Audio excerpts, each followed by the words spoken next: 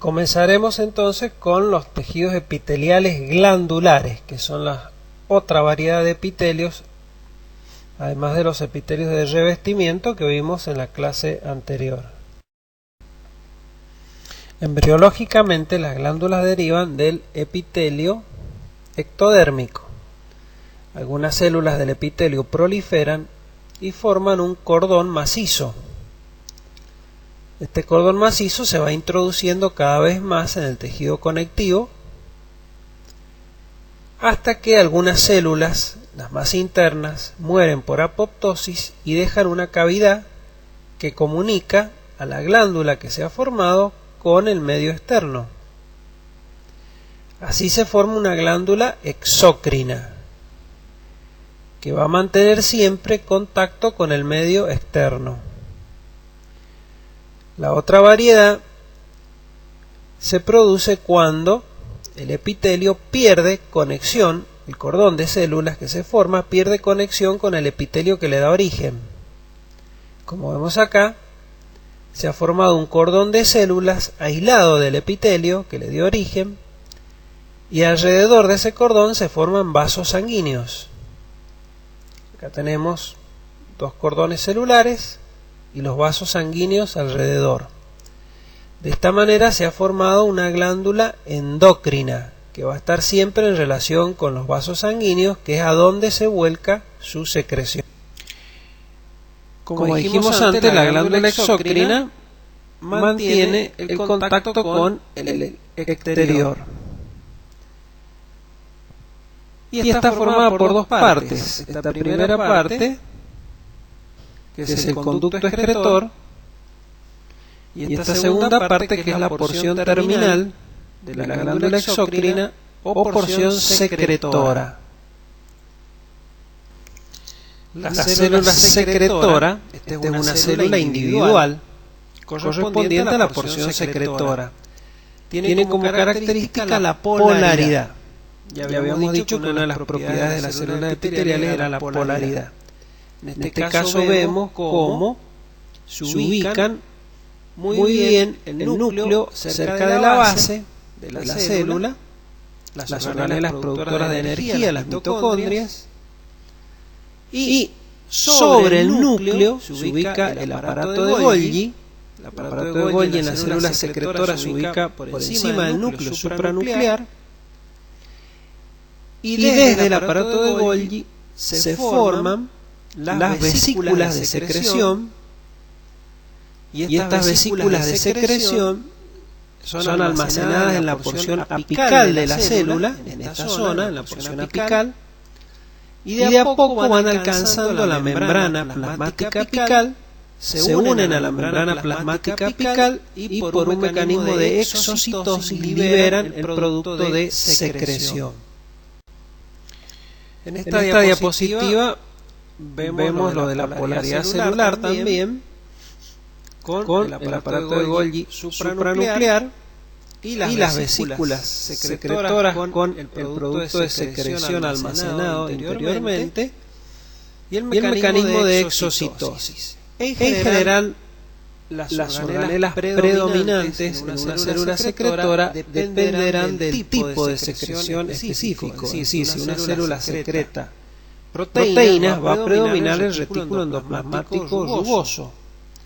Si lo que secreta son moléculas de colesterol relacionadas con el colesterol o moléculas lipídicas, va a predominar el aparato de Golgi. Hay varias maneras de clasificar a las glándulas exócrinas desde el punto de vista didáctico solamente para que entiendan bien el tema. Una de las maneras de clasificar a las glándulas exócrinas es según el número de... Acá vemos una glándula formada por una sola célula, una glándula unicelular, que se denomina célula o glándula caliciforme. Este tipo de célula es una célula secretora de moco y la estamos viendo en sus dos estadios. Acá en el estadio de almacenamiento de mucus, acá se ve cómo se almacena la mucina, el mucus, Y acá cuando la célula va a secretar esa mucina y se ve el gran desarrollo del aparato de Golgi. Y el núcleo que se ubica en la región basal de la célula. Esa es una característica siempre, que el núcleo está en la región basal, debido a que el moco ocupa un gran lugar en el citoplasma y desplaza el núcleo hacia la base. Acá la observamos a la célula caliciforme en un preparado. En general este tipo de célula predomina en el aparato respiratorio y en el intestino delgado, donde vamos a ver que hay una gran cantidad de células caliciformes en el epitelio. Acuérdense que son glándulas unicelulares secretoras de mucina, de mucus. En esta célula vemos bien el núcleo en la región basal y la mucina o el mucus acumulado en la región supranuclear. Y el otro tipo de glándulas, según el número de células, son las glándulas multicelulares, que son las más comunes. Entonces, las más comunes son las multicelulares, como este ejemplo que estamos viendo acá, una glándula submaxilar, donde se observan todas las porciones secretoras de la glándula. Y también se observa esto que está acá, que es la porción excretora, el conducto excretor de la glándula. Entonces este tipo de glándulas, las multis.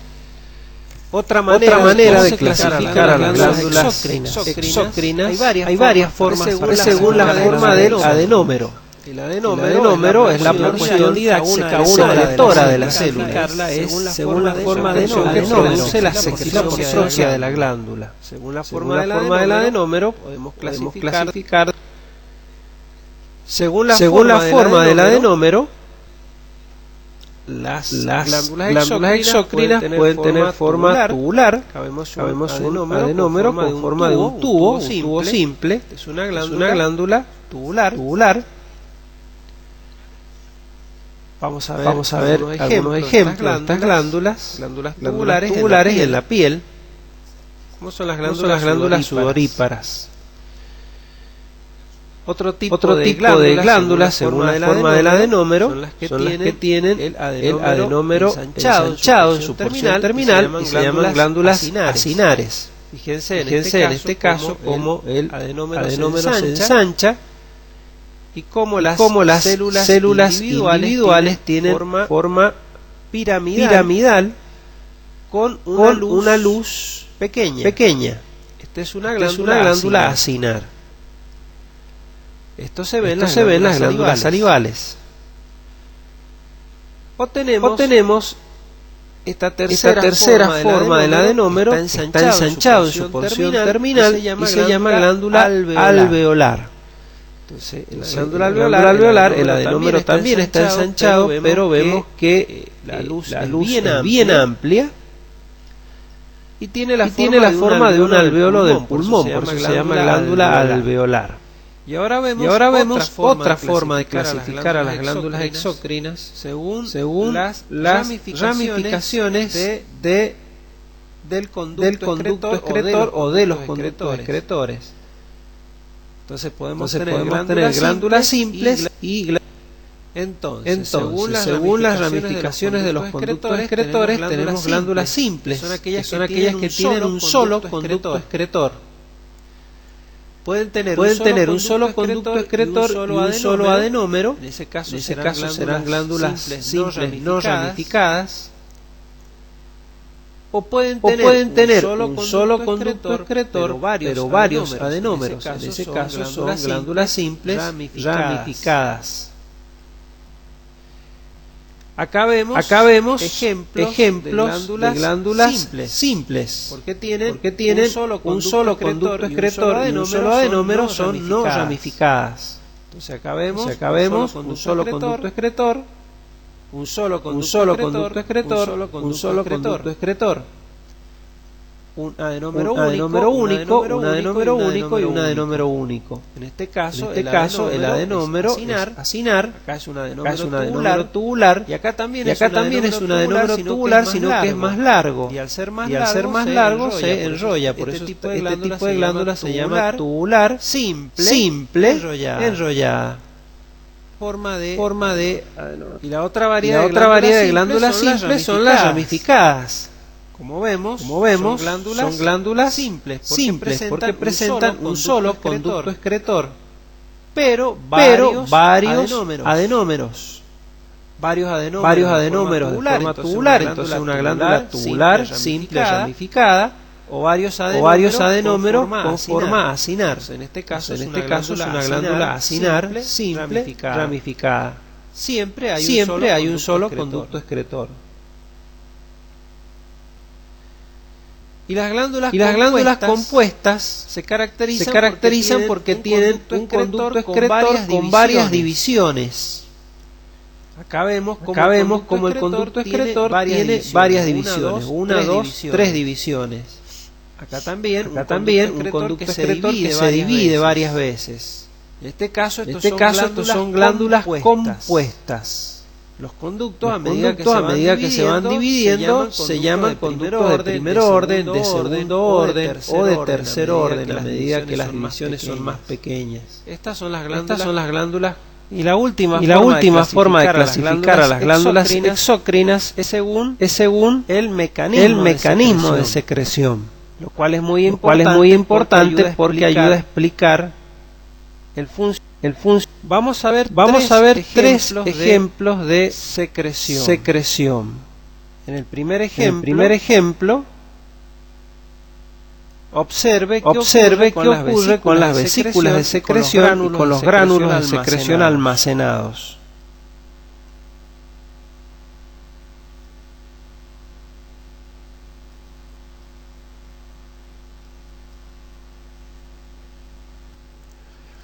Este ejemplo de secreción que vimos corresponde a la secreción conocida como merocrina, en el cual las vesículas de secreción, con sus gránulos adentro, viajan hacia la membrana plasmática apical, y la membrana de la vesícula se funde con la membrana plasmática apical, y se libera el producto de secreción, los gránulos, hacia el exterior por exocitosis. Este es el mecanismo más simple y la célula no sufre ningún tipo de alteración morfológica. Este tipo de secreción se conoce como merocrina. Vamos a ver ejemplos de secreción merocrina en las glándulas sudoríparas o en las glándulas salivales, o en las glándulas mamarias. Acá vemos un ejemplo de una glándula salival, y en este caso esta glándula salival posee secreción merocrina, donde la célula no se afecta después de que se elimina el producto de secreción. Observe este segundo tipo de secreción.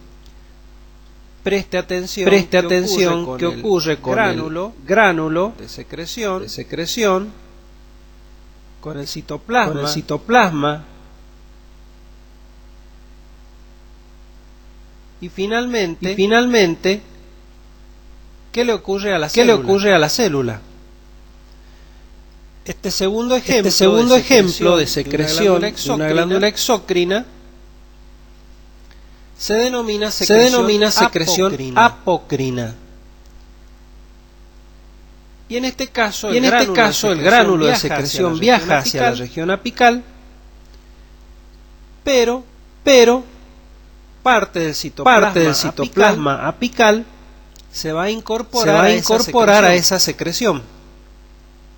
Ahí vemos cómo viaja el gránulo hacia la región apical, y como parte del citoplasma apical va a ser parte de esa secreción.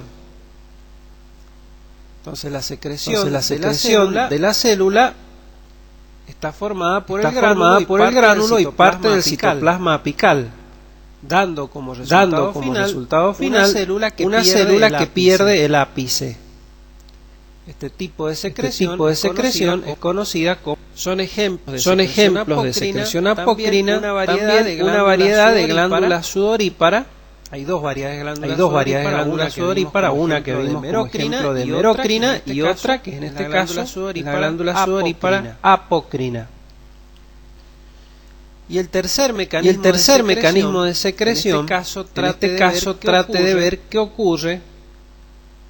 En este caso, donde se observa la glándula entera con su conducto excretor y las células glandulares.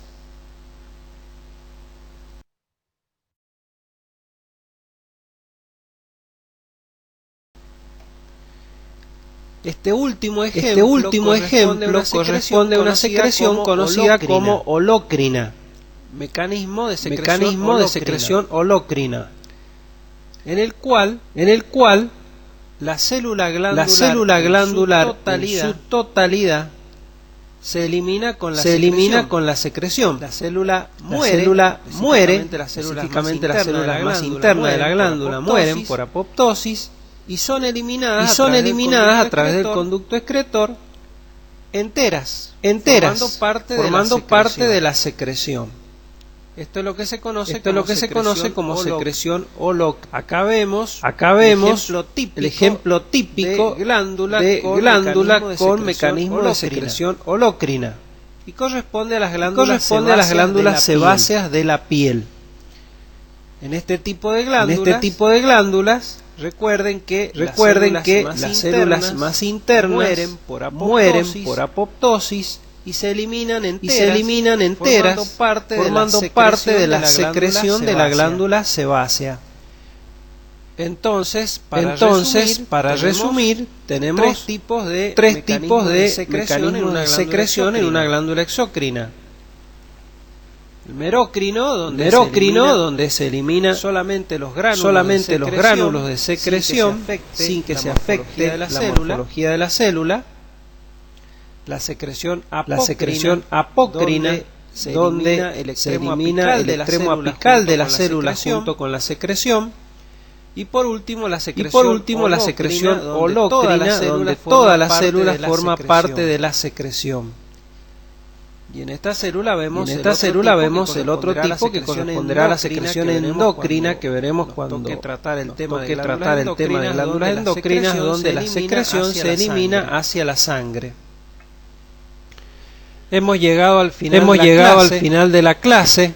Espero que el tema se haya podido comprender bien, ya que es un tema muy básico para la comprensión de la histología humana. Les recuerdo repasar todos los temas por los libros de consulta que le hemos recomendado en la cátedra y el material